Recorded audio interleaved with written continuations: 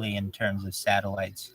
I'm just you would call on, but to me, it would just be Google or someone who has like Google Earth capabilities of those satellites to be able to get HD pictures of that. And like has been stated, they don't want that to happen. I'm surprised as well that Google hasn't had some type of project, some type of rover. I mean, here we are saying that we have rovers on Mars, yet we haven't even used a rover throughout the throughout our own planet to be able to map that accurately and to produce photographs like a street view. I'm and Great point. Great point, Thank you. Rabbi. Great point. Thank you. And I feel the same type of project could be done for the world's oceans, and it's not done as well. Why are we? I'm not saying we shouldn't explore other planets, but we should explore our own planet first. You ever wonder if James Cameron actually saw anything down there? And he's not talking about it when he was doing that exploration. You know, it's very interesting to me, the idea of commercial submarines and like Voyager Deep and all of that. I don't know if he necessarily knew anything, but I find it interesting. The people who are interested in submarines, I really find this interesting that Ghislaine Maxwell, if you know who she is from the Jeffrey Epstein um, story, she has a submarine license, and she also started a not-for-profit to explore. It's something about like to protect the world's oceans, but the idea that there are commercial submarines that people can purchase.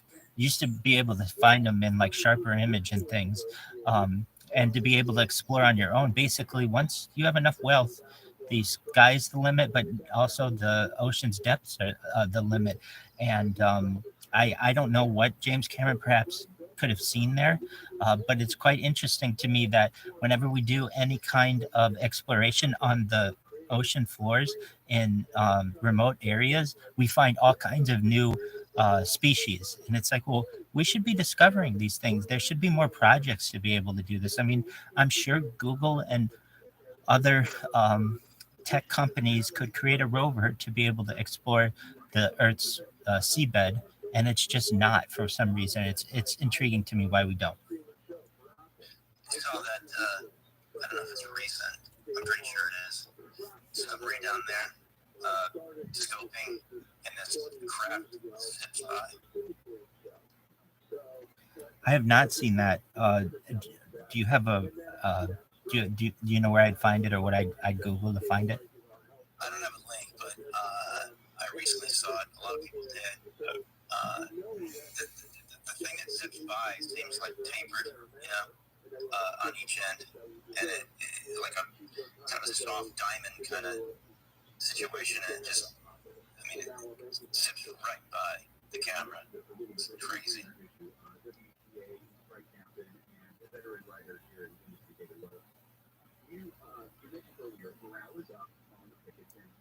While we're discussing some of the secrets at the South Pole, I think some of them, perhaps not as many, exist at the North Pole as well.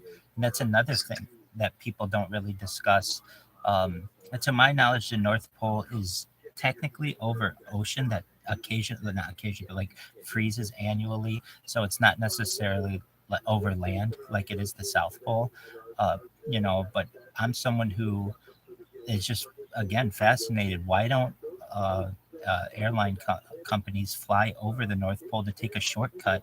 If you need to go from Russia to the United States, it seems like it would be a shorter route. I don't understand why they don't utilize some of these aspects. I guess I'm trying to really hold back from making a toy factory joke. Well, I guess I just did. And that's basically all we know that they say is up there. I mean, and I know the humor that is involved, but it's as if the powers that be don't want us exploring our own planet. They don't want us asking questions about it. And to me, that those are the extremes of our world. Those are the places that we would want to explore. We'd want to explore the bottom of Mariana's Trench. We'd want to explore the North Pole, the South Pole, and it's just keep consuming, obey, and buy, and don't necessarily learn and educate yourselves. Why don't we explore and do a little more research on the Baltic Sea anomaly?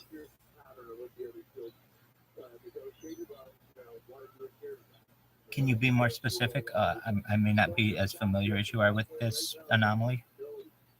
There's a thing on the bottom of the Baltic Sea that looks extremely non-natural, and it looks like the Malayan Falcon just like sunk, and it's just right there. And apparently, I've heard rumor that it actually has emitted some sort of frequency, some kind of wave. But I don't know if that's a rumor or not, but I do know that it exists. It's very, very peculiar. I heard that as well. Not just there, but the Bermuda Triangle. The rumor is that the same gigahertz frequency that's been discovered at Skinwalker Ranch has been discovered at the Baltic Sea in other locations as well. I thought that was kind of. I'd like to look into it to find out if there's any more validity to that. Corroborate that up, yeah. Rabbi, if you just look up on Google Baltic Sea anomaly, you'll find it. Excellent. I'm going to do so. Thank you.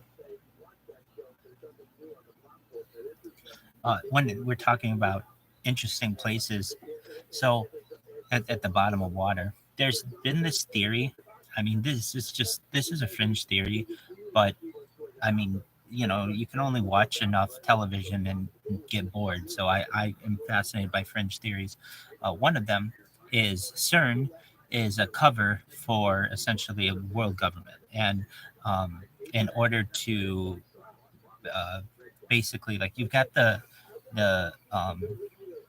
electron the electron accelerator and that aspect of it, but there's another part that allows you to take a tunnel from like Geneva, Switzerland, underneath Lake Geneva, and there's actually some kind of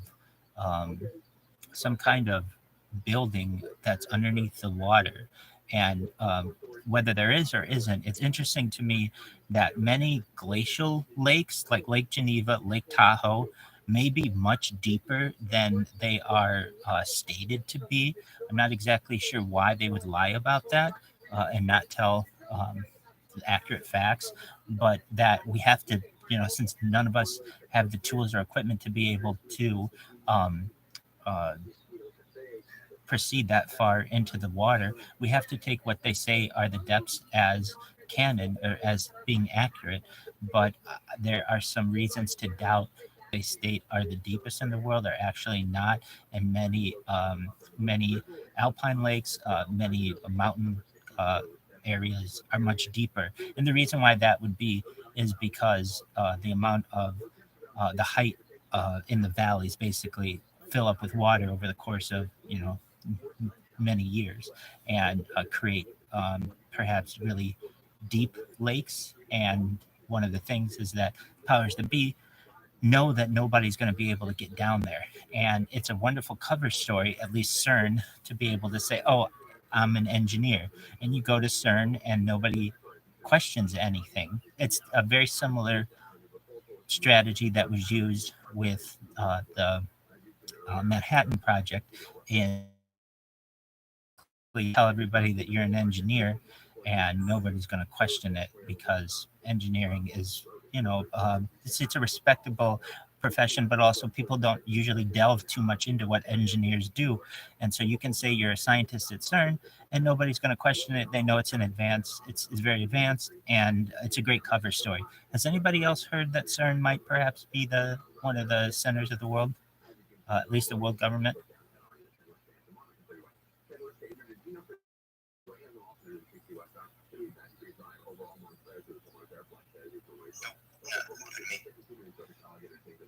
They also say some interesting things about CERN as well, that it can create, perhaps destroy the entire world. Whether that's true or not, I'm not sure. I have not been to CERN. I have been to Fermilab, which is a particle accelerator in the Midwest in Illinois. And at least from that aspect, it didn't seem so secretive. I mean, I had professors who worked there and just be using that as a cover story.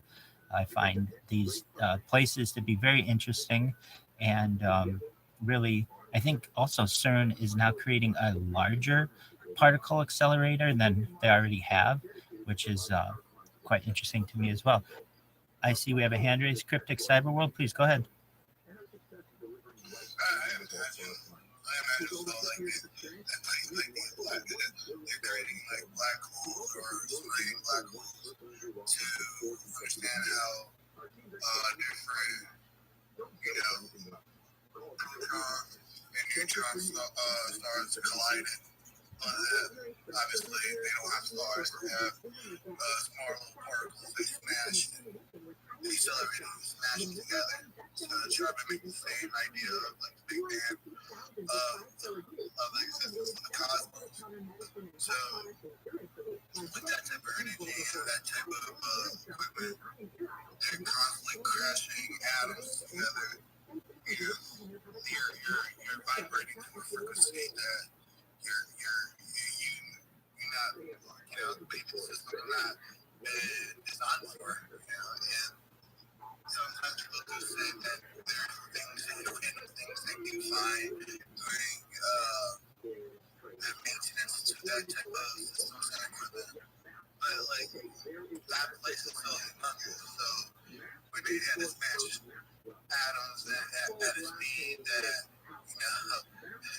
faster than light, it kind of questions like how much that system is generating so much energy to make that happen. So you could have those kind of like anomalies that sometimes it's not really that it doesn't come up, but like sometimes things could come from different dimensions. But that type of new system is kind of like still brand new. We don't know a whole lot about it. We're still learning about like particles, semi-particles, particles that like other neutrons and stuff like that. It's so interesting that every time they start doing experiments, they contact or what could be possible. So, and that's like technology is still like so new, so fresh that we're still tampering with technology that really is above our knowledge of exactly how everything works. So, like that's really in that little location, but like imagine other locations like the Oscar Sea, like the gentleman's like that place is like nobody knew there was like gonna be things down there, and then that place is just so bizarre and has like a weird frequency, like skinwalker range. But like those frequencies, like it has to be naturally or probably was engineered to a certain point. And that seems a little bizarre. But we're doing kind of the same thing with the CERN, with the Hadron Collider. It's like we're creating a artificial black hole, and obviously a black hole, whatever it is, it goes to somewhere totally different that we don't have an idea. So if we're constantly doing research into things that are beyond the unknown, that's kind of the same idea like the black hole does. It's like things that we don't know. It's beyond our sight of understanding. So it is kind of weird that we're tampering with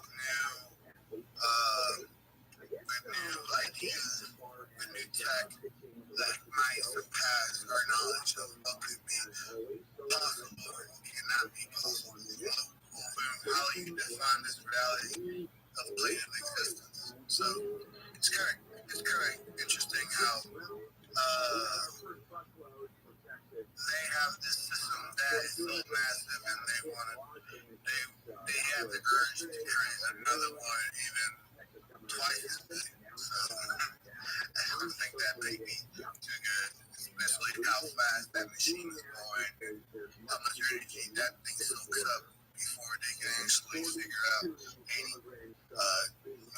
find anything out of their test. I think that's still like we're entering in a time that we're so curious and technology is moving at a scale so fast and so quick that we try to implement this on a greater scale, and it's like a little kid playing with firecrackers. We don't know what happened, and we might just pop a firecracker in our hand unintentionally because we try to do some things. So I hope that we take things step by step and understand what kind of things are happening in this universe, because it's fiction that we want to find ourselves in, intentionally or unintentionally.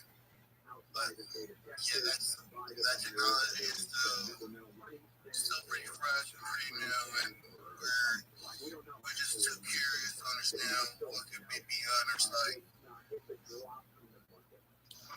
I love it. And Stanley Freeman says that the kids have found the matches.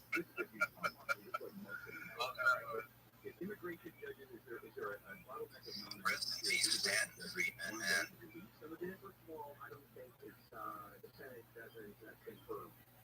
Do you feel as if we are gaining leaders in ufology or losing them at a greater rate? Good question. I'm old school. I don't say we're losing them for sure. I think we're getting more because I think that adds more as we capture videos and UFOs and anomalies in the air. The propulsion systems on these aircraft really throw people like guys where sometimes some of them are cheap shades, some of them are like they're disassembled and they make more.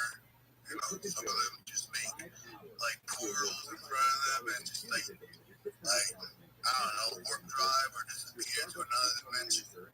I think more people are more curious because the technology isn't the same all the time. It just constantly changes from sighting to aircraft and from the sky to the sea. They're all unique in how they work. They're kind of similar, but not all of them, work the same. So I think more and more people are getting more intrigued because the technology that these aircraft use isn't like not all the time are they the same. So I think the idea of seeing something that really stands out from the other any other type of sighting. A lot of people are more intrigued because they're like, wow, that's crazy.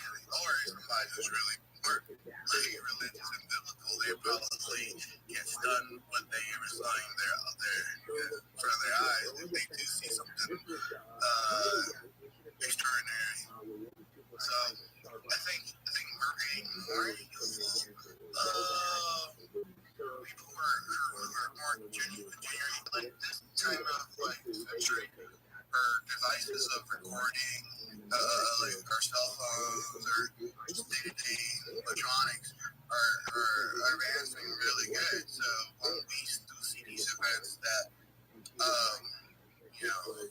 that are random and we see something that really surpass our imagination that could be possible, we're able to record it. We're able to record it with these events, and we can share it to the public, to every other. So I think more and more people are getting really more curious about these types of phenomena that happens in this world.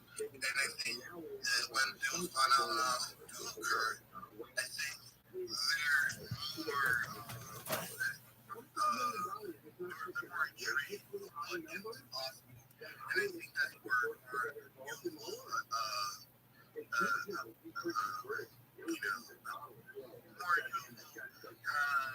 individuals are more intrigued. They just want to see more, and I think they just fall into the big the big hole the tumble into the big hole of knowledge and what is possible.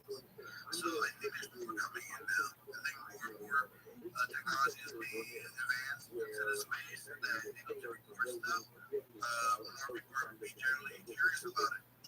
Yeah, I think the more the curiosity increases that we are going to have our people who are pretty legit. We have our James Fox. We have a lot of people actually. So I can only imagine that as the interest picks up, it spreads that become more serious investigators as well. Even though we're losing some really important figures. I find it interesting, some questions, but then it's like, who do you ask at the Department of Defense, of the Department of Defense, who's going to be able to give you a straight answer? They don't have a press conference on this. It basically, it's difficult to get any answers out of the government, but it wasn't laughed off like it once was, where they would say, "Oh, like little green men, popping out of a saucer." No, it was not. It was at least it wasn't. They didn't make a joke out of it. I find that to be at least a small positive in the entire disclosure discussion. Even if NASA is playing this little game of what we just found and shit, at least some of this stuff is actually being addressed in a serious manner, like you say. The other thing is apparently, well, it's not even apparent, it's obvious. There's a ton of fragmentation that needs to be cleaned up, and who knows if it ever will be completely. Do you think that we're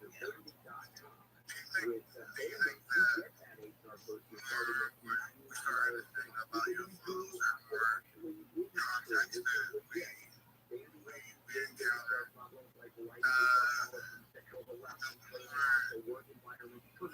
More sightings that we capture in our devices about these events.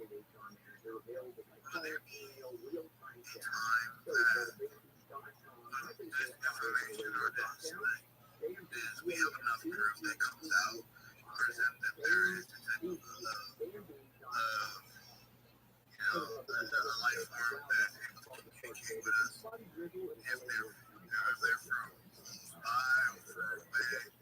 If the day that it happens, that brings some proof up. That will make NASA look like extremely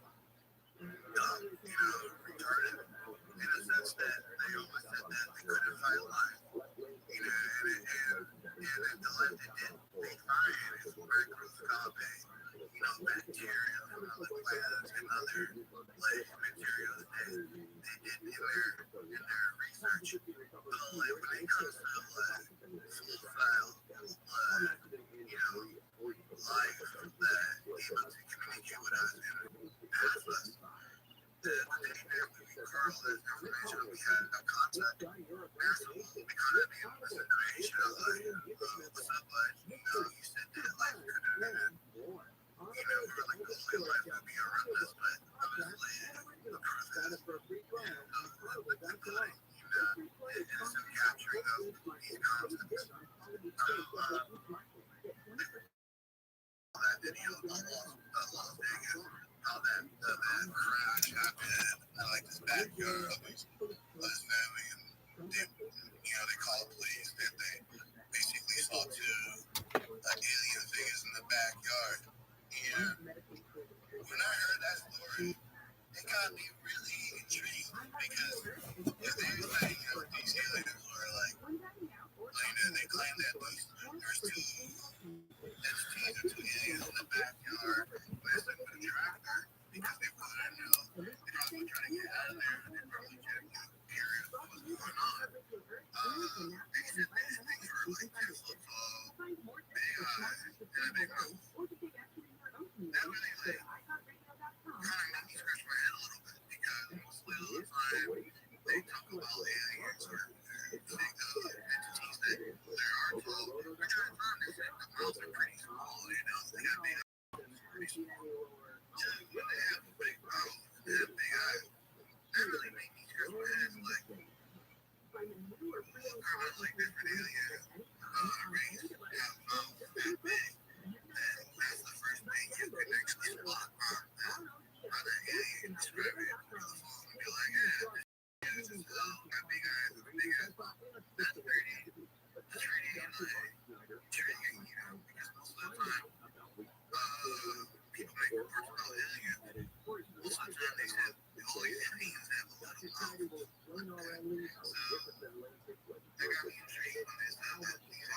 big problem. And then initially now when I went to back to record more information or try to get more like bitches, gotcha, they just look at this weird. It really made me like make sure you because they crashed back there and then disappeared. So it's weird as why would they crash on site and then just look about this weird if they crash. They would have been like dealing with some problems with their shit, coming out here, whatever, but it wasn't like that. They were there for a second. They heard it, like, the family was generally, concerned with what was going on in the backyard. They saw that, and then before they have a chance to get more information, they disappeared. So that really threw my mind. Like, are these things that are coming here that show like ships? And if they are, then when they do get here, do they just have another ship that they fly off into, or they have like some type of local system? They just like blend into the area and scare the public or anybody around them because they really have because scratch my head because they want to see more shit or they want to see something. If they heard noise and they were already alerted to what happened in the backyard, they would be concerned what else is going to be around them. But before they have a chance, there was nothing else. So I think they might have a technology that they might plug into the society and blend into the public that nobody can see. So that was a little bit weird how the report was coming out. And that made me think about it a little bit. I'm in agreement with you when it comes to the cloaking technology. I mean, even we on Earth are starting to be able to experiment with invisibility technology. And so it would make sense that there'd be some kind of an emergency system that if these beings needed to, they could cloak themselves on something that isn't on the visible light spectrum.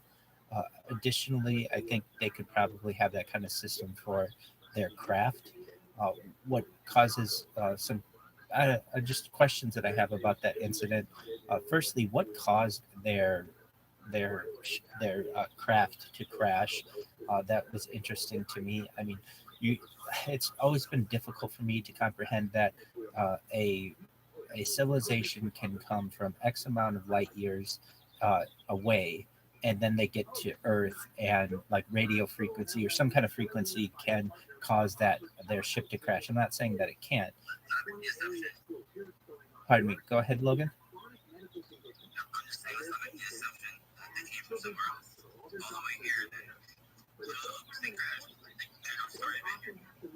That's valid as well, certainly. But it does seem like they have some kind of advanced technology that, for one reason or another, why I'm in agreement with that. It's just a sufficiently advanced technology to be able to travel perhaps interdimensionally. I'm not saying that it can't fail. I think it did in this case. I think that the witnesses are credible. There's certainly footage of it. One thing that I think hurt the discussion a little bit was that's generally just the grays. This could be a different species. Additionally, it could be some kind of. I think that the entire to the craft if it fell that way. But I do think that it is yet another important event that happened in the disclosure timeline. It got people to talk. It was on the news. It was taken seriously. It's continuing to be taken seriously, even though we don't have any answers. Sorry to interrupt, but you really got off for a portion of that time. Can you repeat what you just said tool and like before you start